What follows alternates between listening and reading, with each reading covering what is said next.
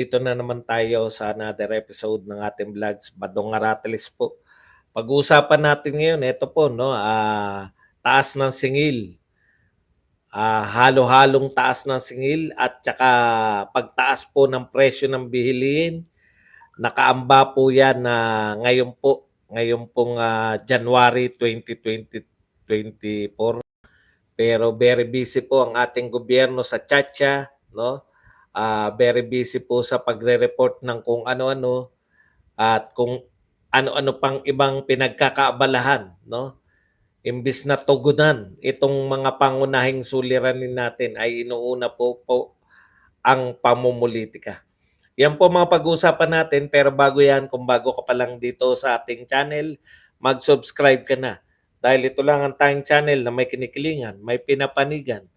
Una sa balita, uli sa impormasyon, kaya ano pang hinihintay nyo? Pindot na, okay? Pag-usapan po natin, no? Ito po ay balita ng ABS-CBN. Real talk po tayo rito. Taas ng singil ngayong 2024. As of January 16, 2024. Tama ba? Nasa Badong Aratilis ba tayo? Okay. As of January 16, 2024, tubig tataas po ng 7.87 per cubic meter. Manila water 641 per cubic meter. LPG abot po ng 345 per kilo or 37.95 ang itataas po per tangke. Mga produktong petrolyo, nasa pangalawang linggo na po na tuloy-tuloy na tumataas ang presyo ng mga produktong petrolyo. Ang Meralco po, January bill ay madadagdagan po ng 0.08 kilowatt hour per nasa 17 pesos kada 200 kilowatt hour na konsumo. Iba pa pong inaasahang price hikes, pamasahe sa MRT, tataas po ng 229 pagtaas sa boarding fee at 0.21 pesos dagdag bawat kilometro. Contribution sa PhilHealth, 5% mula sa dating 4%. At contribution sa pag-ibig, mula po sa 100, dodoblehin po, magiging 200 pesos. Bukod po dito sa mga nabanggit ko, nagpahayag din po itong DTI ng panibagong SRP, Suggested Retail Price. Sa mga pangunahing bilihin, 5 po SKUs o 9 stock keeping units. Kabilang ang sabong pampaligo at asin. Tataas din po ang presyo. Yan po ang mga masasamang balita, no? Ito po ang bungad ng January matapos po tayong bigyan ng mga magagandang report nung December. Yung inflation daw napababa. Ngayon po, magtataasan po. Yan po ay balita mula po sa DTI. Tataas po siyam, SRP. So kasama po yung sabon at saka asin. At iba pa po sa ABS-CBN naman yung kanina natin binanggit ng mga pagtaas ng presyo ng bilihin, pagtaas ng langis, pagtaas ng mga kontribusyon, lahat po. Ngayon, ang gobyerno, no? Real talk po tayo, kung kayo po ang gobyerno, ano po dapat, no? Kung ang matinong gobyerno, ano dapat yung inuunang pag-usapan? Siyempre, dapat pong pag-usapan ito paano lulutasin yung mga pagtaas ng presyo ng bilihin. Pero saan po nakatutok ang buong gobyerno po ngayon? Pamumulitika. Ano po yung ibig kong sabihin pamumulitika? Nakatutok lahat sa tiyatya. Senate President, ito pong House of Representatives, wala nang pinag-usapan kundi tiyatya. Pati po mga oposisyon, pati po tayo, syempre nakatutok tayo dyan, no? Yung mga pagbili ng mga pirma, no? Yung pangako na ang kapalit po ng pirma nyo ay ayuda, no? Para po meron tayong People's Initiative na kung ano-ano pa. Ito po yung parang napakalayo na po ng agwat ng pagtugon ng ating pamahalaan. Ikaw naman 'no, si Badong stress na, Digong nag-import. Okey, wag niyo na pong isama si Digong. Digong na naman kayo ng digong, eh. Yan ang problema sa inyo, eh. Ito po tunay na kinakaharap na problema ng mga Pilipino. Hindi niyo po puwedeng isingit dito na anti-digong na naman, 'no? Tunay po 'to. Hinaharap po 'to na problema, pagtataas ng mga presyo. Hindi naman po tumataas yung sweldo natin. Pero ang inuuna po ng lahat ng mga taong may kapangyarihan, Senate President, House Speaker, diyan po sa Kongreso, cha-cha-cha-cha-cha-cha-cha-cha. Buti sana kung mag-uusap kayo diyan pagkatapos po ng pag-uusap ninyo, bumaba po yung presyo ng bilihin. Hindi po, eh. Lahat po ng atake sa mga Duterte, imbes na sagutin niyo papaano tulungan niyo yung gobyerno, kayong mga vlogger. Tulungan ninyo. Sabihin ninyo sa mga amo niyo na unahin muna yung mga awatin yung pagtataas ng presyo ng mga bilihin, no? Tapos bigla natin mababalitaan sa dami na nagtataas na presyo, bigla natin nababalitaan na yung halos piso na lang daw yung presyo ng gulay sa Benguet. Kawawa namang magsasaka, mabubulok lang sila pag hindi tininda, no? Tagal na pong nag-DA secretary pa po yung ating pangulo para po malutas yung mga kapag mamalaki nyo lang po, no? Ang masakit po nito, okay lang sana kung tumutugon, eh. Putya, simple lang po mga problema, naubusan ng plastic sa LTO. Nag-emergency na, alam niyo yung kung pinakikinggan niyo yung mga balita, parang hopeless na ba ang Pilipinas? Simpleng mga problema katulad po ng mga plastic na kinakailangan para gawin yung lisensya. Nauubusan, no? Tapos ang panay politika. I-deny ni Erwin Tulfo, walang kinalaman ng speaker diyan sa tiyatya. Puta, kasasabi lang ng speaker noong December na gusto niya mag-tiyatya. Nung marami nagagalit sa tiyatya, marami na po nagagalit, pakinggan po ninyo. Marami nang galit sa tiyatya, hindi pa po nila alam ito na magtataas ng mga presyo ng bilihin ngayong Enero. Paano pa po pag nalaman po nila mataas ng presyo ng bilihin? Tapos ang inuunan yung pag-usapan, cha-cha-cha-cha-cha-cha. Ayan po, new suggested retail price, siyam na pangunahing bilihin, tataas ang presyo galing sa DTI. Mabalikan lang po natin tong mga gulay-gulay. Kasabay po niya, may nahuli po rito sa Kamaynilaan. Nakita po ninyo? Malamang yan, kaya mura, walang bumibili, walang maangkat na ron sa Benguet ng mga para galing Benguet papunta sa ibang probinsya. Partikular dito sa Maynila. Hindi ba tayo nangangailangan ng carrots? Hindi tayo nangangailangan. Ano ba mga tinda ron? Mga repolyo at mga... Hindi ba natin kailangan yan? Kailangan ng mga taga Maynila yan. Pero bakit hindi natin binibili yun?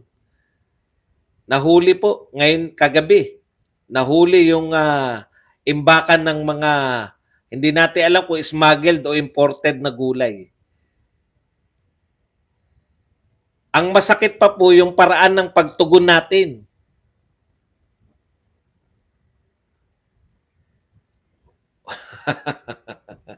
Alam po ninyo, tama na yung mga ganyang reaksyon eh. Sabi nga sa inyo, mura gulay dun sa Baguio. Kagagaling ko lang po sa Baguio. Yung mga taga Baguio po magpatotoo. Bakit hindi po natin bilhin yun para kumita yung mga magsasaka dun? Mga sinasabi mo, Eddie Miguel, ganyan din sinasabi ko noon tagapagtanggol pa ako ni Marcos.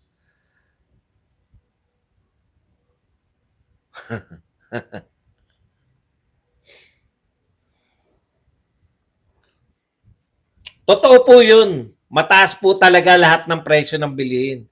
Pero, yung gobyerno po, hindi ko po pinipigilan, hindi ko po sinasabi na kaya natin pigilan. Wala pong ganun. Ang sinasabi ko, dapat nakikita natin na yung pinag-uusapan, solusyon. Di po ba? Panay report. Wala nang NPA. Biglang nagbakbakan yung NPA. Wala nang... totoo po yung sinasabi. No, may pattern po yung pagre-report nila to ni Grapil.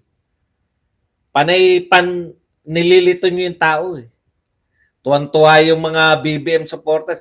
95% nagbayad ng utang. Tuwan-tuwa eh. Nagbayad daw ng utang. Opo, hindi po mauubos ng complaints. Hanggang tsatsang inaatupag nyo. Mabuti nga may nagko-complain eh. Gusto nyo tanggapin nyo?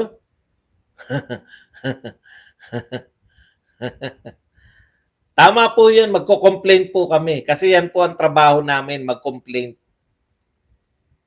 Kaysa naman tsatsa. Okay lang po yun kung ang nakikita natin na pinoproblema ni Martin, pinoproblema ng Senado at ng Pangulo, hindi tsatsa pinag-uusapan. Alam nyo ba yung charter change? Ano kinalaman niya sa pagtaas ng presyo? Buti nga, may nagko-complain pa eh. Gusto nyo, tumahimik na lang din kami? Bakit pa kami naging vlogger? Vlogger po kami. Kanya-kanya po tayong trabaho. Kung ano trabaho nyo rin sa ibang bansa, trabahuin nyo po. Di po kami makikialam. Madali lang naman po yun. Ayaw nyo manood. Huwag po kayo manood, di ba? Okay. Pero may silbi po kami. Kami po nagbabalita nitong masasamang balita. Okay, anyways, balik po tayo, no? Balik po tayo. Katulad po niyan, meron pong nabubulok na mga mura na po ang mga gulay. Ito po, realidad to, milestone eh. Sabi mo nga, nasa Hong Kong ka, kagagaling ko lang ng Baguio eh. No? Mura po yung mga gulay doon. 200 nga, halos isang sako eh. Wala na lang akong kamay. Ibig sabihin, bakit hindi nadadala? Bakit mahal dito sa Maynila, sa Baguio murang-mura? Transportation po ba? Ano po ba ang problema? 'Di ba? Ako kasi, kinukuwenta ko eh. Halimbawa, ilan oras na lang po yung biyahe pa Maynila. Mula po Baguio hanggang Cubao, pag dire-diretso po, 4 hours. Biyahe pa po yun, Victory Liner. Dire-diretso, 4 hours lang po. Ibig sabihin, pwedeng makarating dito sa Kamaynilaan yung mga gulay galing sa Baguio. Gulay sa Benguet, siyempre mapupunta sa Baguio yan. Mula Baguio, 4 hours lang. Hindi pa po bulok yan. Kasi ang solusyon po ang nakakatakot eh. No? Ito po ang solusyon nila. Okay na po yan. Huwag po kayong huwag po kayong makialam. Pwede naman po kayong hindi manood eh. Pwede po kayong hindi manood sa akin, no? Buti pa. Panay angalero pala tong nasa FB. Okay lang po yan. Nagtataka nga kayo. Bit pa kayo nanonood. Ayaw nyo naman pala ng umaangal yung pinanonood nyo. Gusto nyo ba purihin ko? Gusto nyo po purihin natin yung salamat po sa mga congressman at mga senador kasi inuuna ninyo yung tsatsa bago tumugon sa trabaho. Okay.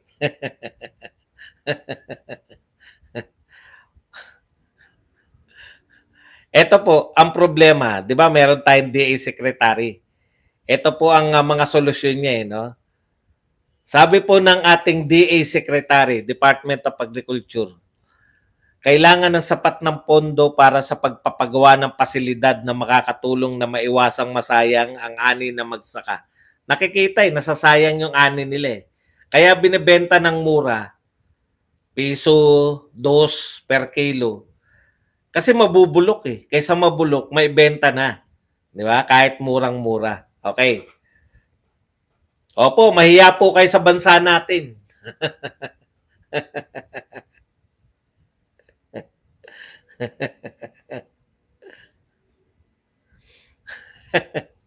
Nakakatuwa na nagagalit sila eh. Tama po yan, magalit po kayo. Kasi hindi po talaga nakakatuwa.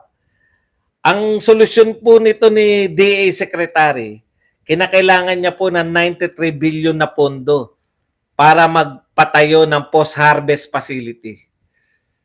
Hindi po ako magsasaka, hindi rin po ako negosyante. Pero pasimplihin ko lang po no. Pasimplihin pa lang po natin. Ito po pinag-usapan nating gulay.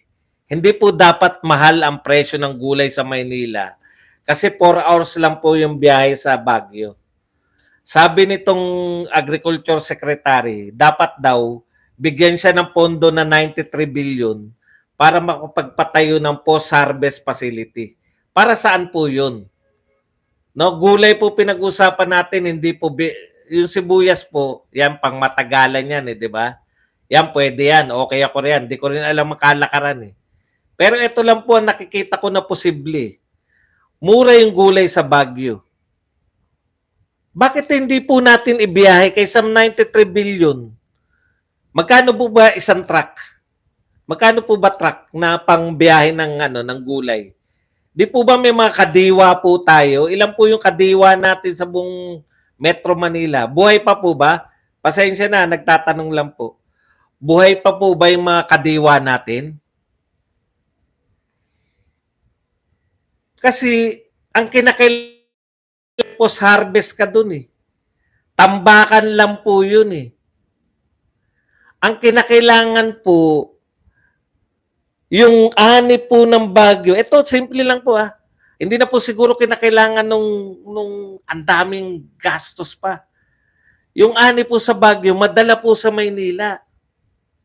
Bakit po walang bumibili? Yun ang question ko O ang sagot po dyan, yun nahuli kahapon. Meron pong mga nakaimbak na mga imported na mga gulay na narito na sa Maynila. Bakit po tayo mag-i-import kung panahon ng merong ani sa Baguio o sa Benguet o sa Norte? Bakit hindi po natin dalhin yung mga ani na yan dito sa Maynila? Alam nyo kung bakit? Alam nyo na kung bakit nag-i-import. Kada mag-i-import, merong kumikita sa pag-i-import. Kung bibili lang tayo, wala pong kita yung mga importer. Nakukuha po ninyo? Pasimplihin lang natin Kasi okay lang po yung sinasabi nyo. Mahal din naman dito sa Hong Kong, mahal din naman sa Canada, mahal din naman. Mura po sa Baguio Ang Baguio po, Pilipinas 4 hours. Biyahe pa po yan. Hindi pa po yan 4 hours, biyahe lang po yan. Hindi po yan yung sariling sasakyan. Biyahe po ang 4 hours. Nasa Cubao ka na. Imagine niyo balintawak lang bagsakan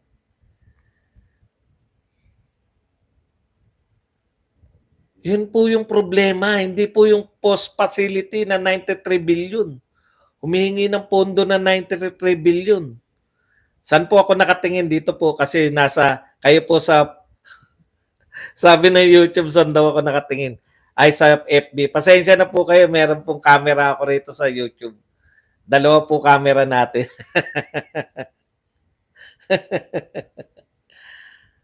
Nakukuha po natin. Sayang. Nabubulukan dun. Bakit nga naman bibili kung may nakaimbak na rito na mga in-import? Hindi natin alam kung smuggled ba yan o legal na importation. Pero kahit po, di ba, unahin nating tangkilikin yung sariling atin sana.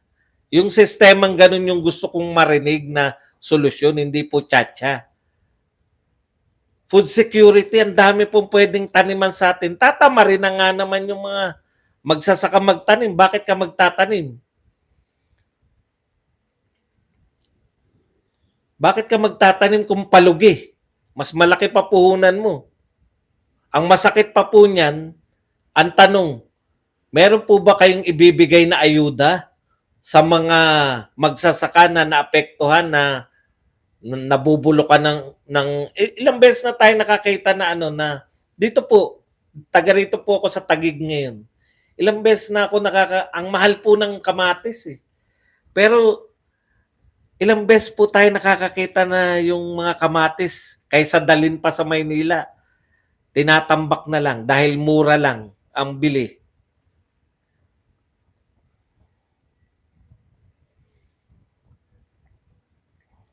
So ang dami pong pupuwede na yan ang unahin na makita ng mamamayan na sinusolusyunan.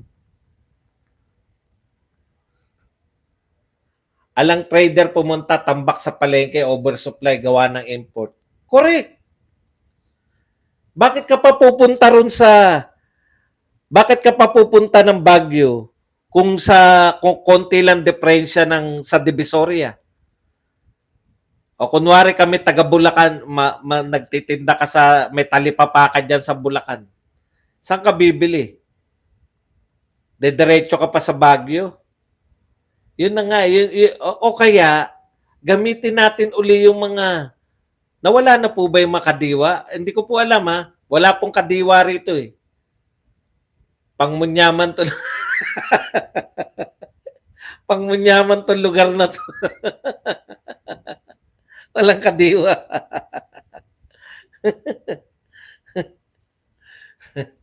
Okay.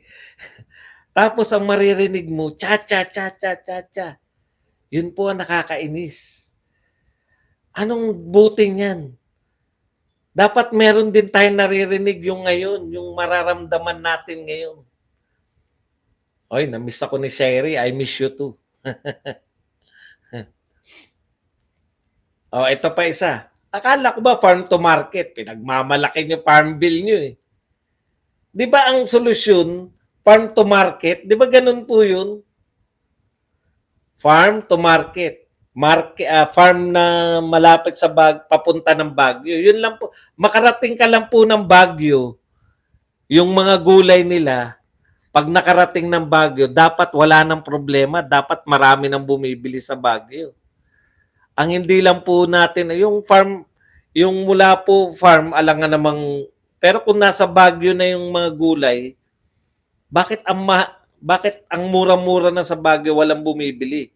Yun yung problema. Baka nga, tama yung sinabi ng ating isang viewer, baka tambak sa Divisoria yung mga smuggled or imported. Baka kahit baligal yan, apektado rin tayo niyan eh. Sana kung anong meron sa Pilipinas, halimbawa kung may carrot sa Pilipinas, kung meron repolyo sa Pilipinas, pechay Baguio, dapat hindi na yun yung ini-import natin.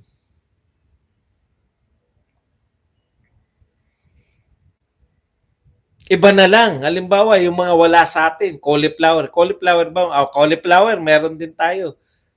Yung mga wala na lang tayo, yun na lang import natin. Grapes, mga ganun. Oh, meron din tayong pondo sa ngayon. Popondohan na naman natin itong DA Secretary.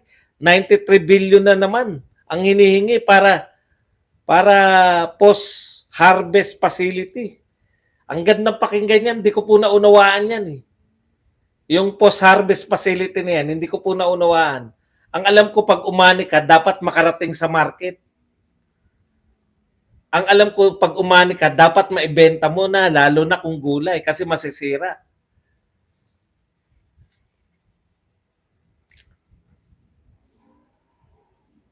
Oy, kayo po sa sa FB. Pwede palang i-share yan. Mag-share po kayo para makatulong po kayo sa mga naniniwala po sa mga pinagsabi natin. Para kumakalat po yung video natin. Ha? Yan lang po, kahit wala kayong pang-pa-star.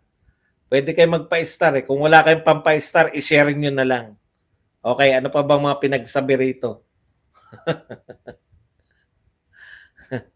Ito po, nagugulat din ako kay Senator Amy. Hindi ko maintindihan. Alam ko, kampi ka sa Duterte, di ba? Sabi mo nga, sinusuporta mo yung mga Duterte. Ito po ang sinabi niya naman. Si Speaker, alam ko may tampo sa akin mula pa October. Bakit ako kumakampi sa mga Duterte? Sabi ko, di ako kumakampi. Ba? Teka, Duterte kami. Senator Amy, hindi kayo kumakampi ha? Hindi sabi ko, di ako kumakampi. Sa akin lang, kasamahan natin yan, kaalyado natin yan. Higit sa lahat, kaibigan na wala namang ginagawang masama. Bakit natin aawayin? 'Di ba? Tama 'yun eh. Ako, supporter nga ako ni BBM eh. Kaya lang inaway-away niyo yung mga Duterte. Okay. Kasagsagan nung October, confidential funds, ICC, lahat ng issue sa mag-amang Duterte. Sabi ko nga, bakit natin inaway? Di ko magets. Lalo na kami, hindi namin magets. Pero bakit po kayo nagpapaliwanag dyan sa pinsan nyo? Diyan ako ng mga problema, yan ang ugat ng lahat eh. Si Martin eh. Ayaw lang maamin to ng mga loyalists eh. Yan si Martin nakagulo sa lahat. Ngayon, siya pa rin yung Chacha. Tapos dinidinay lang ni Erwin. Hindi yan. Walang kinalaman dyan si Martin. Naniniwala kayo kay Erwin Tulfo? Kaya number 1 po yan sa Senate, sa Senador na sa survey Mag-isip-isip po kayo. Harap-harapan, kaya niya sabihin, walang kinalaman si Martin sa Chacha? Imposible. Ang ayaw natin, mahirap ang Pilipinas, nahihirapan tayo, pero wag nyo naman kami pinagbubula. Wag nyo kami pinaglululoko. Una, ito si Senator Aimee, wala kang magawa sa pinsan mo. Hindi mo mapagsabihan niya si Martin. Gaano ba kakapangyarihan yan?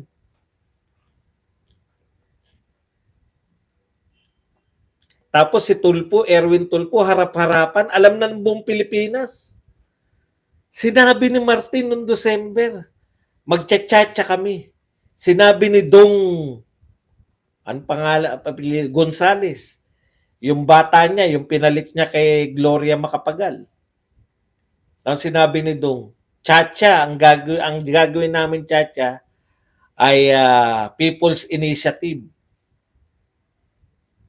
Tapos sasabihin nyo, walang kinalaman si Martin. Ano yan, nagkataon lang? Sinabi niya noong December, nagchatcha, nagkusa. Nagkusa yung mga tao. Posible naman yan. Nakakagalit lalo eh. Alam mo po ninyo, nakakagalit lalo yung pinagsisinungalingan nyo. Kahit mapopular ka pa, Erwin Tulfo eh. Huwag mo lolokohin yung mga mamamayang Pilipino. Walang kinalaman si Martin sa Chacha. Diyos ko naman. Dun pa lang, hindi ka na namin pagtitiwalaan eh. Paano na lang pag naging senador ka? Unti-unti namin kayo nakikilala. Hindi namin kayo kilala. Kilala namin kayo, sikat. Tulpo ka. Palaban. Nagbibigay ng katarungan. Di ba yan yung tatak ng Tulpo? Justice agad. Isumbong mo kay Tulpo, may hustisya ka agad. Putya, nakikilala namin kayo eh. Kaya nyong harap-harapan na paikutin yung mga tao. Wala nang umiikot.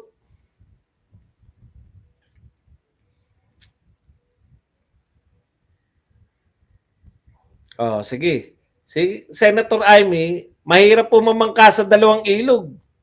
Kinakailangan nyo ng is either tablahin nyo yung pinsan nyo. Ito pa po isa. Ito po. Naalala nyo, ka-announce lang ni Pangulo, pinagmalaki nila yan, tapos kinantsawan nila yung mga Duterte, no? We have zero guerrilla fronts, active zero guerrilla fronts. Tapos biglang nagbakbakan yung NPA tsaka yung mga militar, no? Alam niyo, nauunawaan ko po yun eh. Ano? Alam ko yung ibig sabihin ng guerrilla front.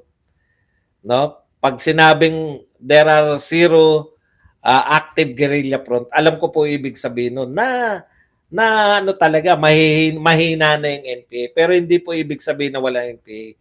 Pero ang dating po nun sa pangkaraniwang tao, sinadya nyo yan yung pagre-report na ganyan. Tamang hindi kayo nagsisinungaling. Pero ang dating nun sa mga pangkaraniwang tao, wala nang NPA. Ayan, nagpapaliwanag ngayon si Garapil. Secretary Cheryl Garapcheloy. Having zero guerrilla fronts means there are no more active NPA strongholds. But there are still communist rebels. Pinapaliwanag nyo pa. Kung yung report nyo lagi yung pinapaliwanag, there's something wrong sa mga report na nilalabas ninyo lately. Bakit? Gusto nyo magmalaki. Isa-isay natin Yan, palpak yan. Kaya ang dating sa tao, wala na palang NPA, tagumpay na pala tayo. biglang na nagbakbakan yung NPA tsaka yung mga militar. Sabi ni Bronner, ano na yan, ubusin na yung lahat na natitira pang mga guerrilla fronts. Aba, meron pa pala. Yun yung realization ng tao. Kasi sa biglang tingin, parang sinasabi niyong wala na eh. Di ba? Yun yung dating. Ito ba ay nagkataon lang o sinasadya nyo? O, bigyan pa kita na halimbawa na ito ay sinasadya nyo.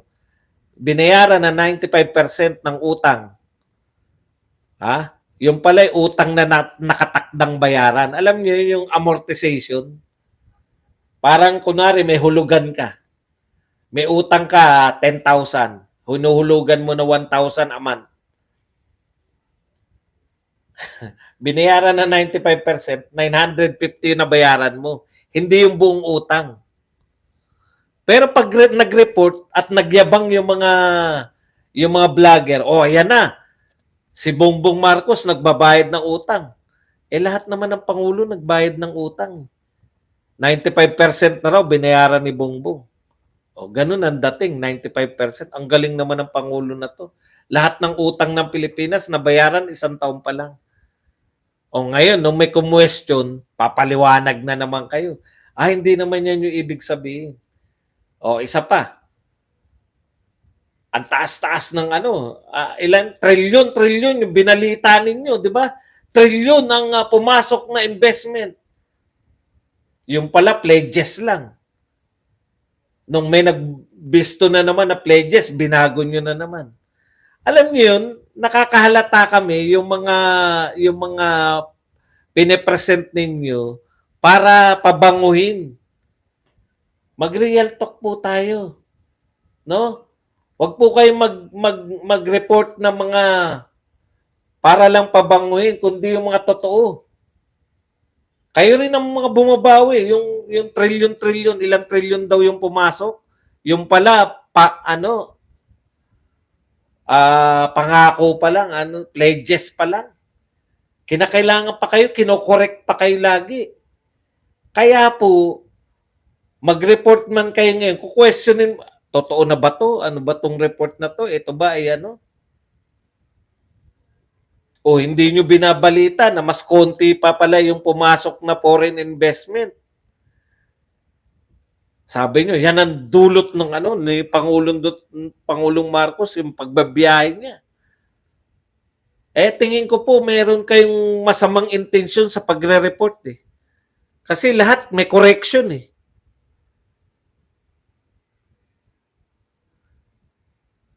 Gusto nyong parang malaking malaki. Ano po ang mga katotohanan? Yung mga major ninyo, pwede nyo sabihin na pangarap lang yan eh. At eto, tignan nyo yung 20 pesos na bigas, napalayo na tayo ng palayo sa 20 pesos. Wala na nagsasalita sa inyo na 20 pesos na bigas. Okay pa yun, nakalusot pa kayo. Pangarap lang naman yan eh. Pangarap lang daw yun. Yung 1 million na pabahay,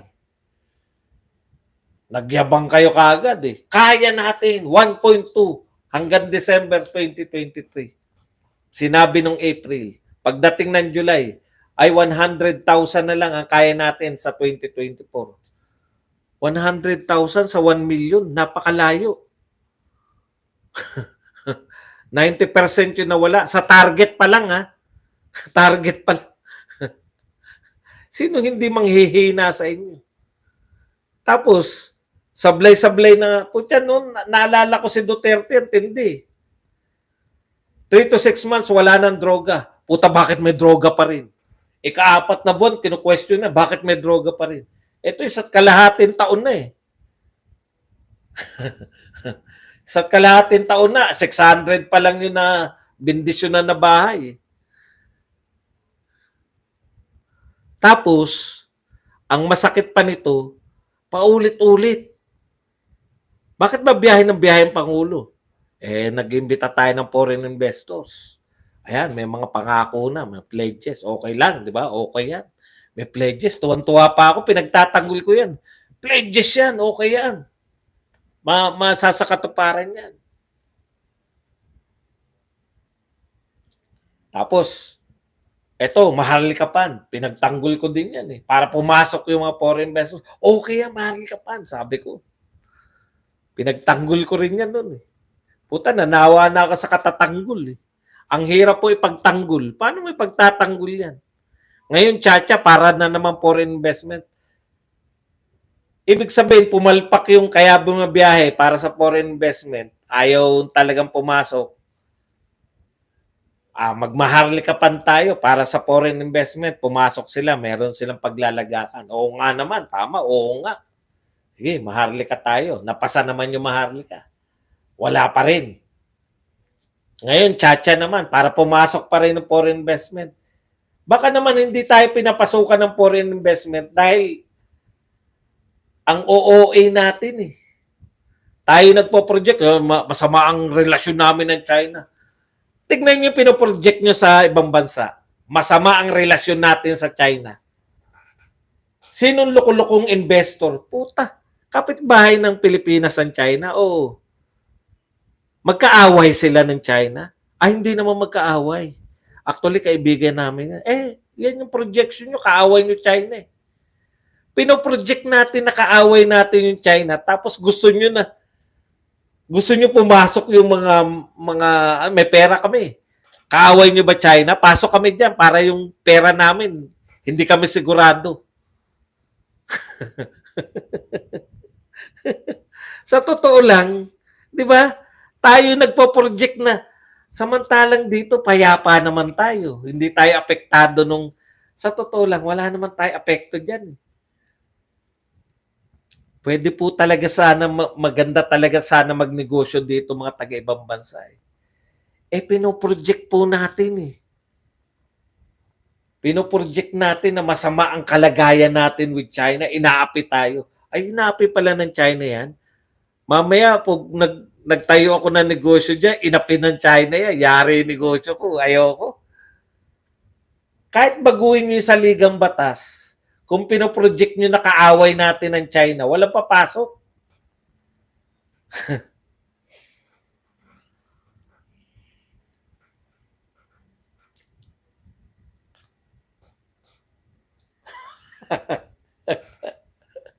At least may silbi ako sa'yo, natatawa ka sa akin. Okay. Yan lang po ang ating topic. Pwede na po tayong magbasa ng inyong mga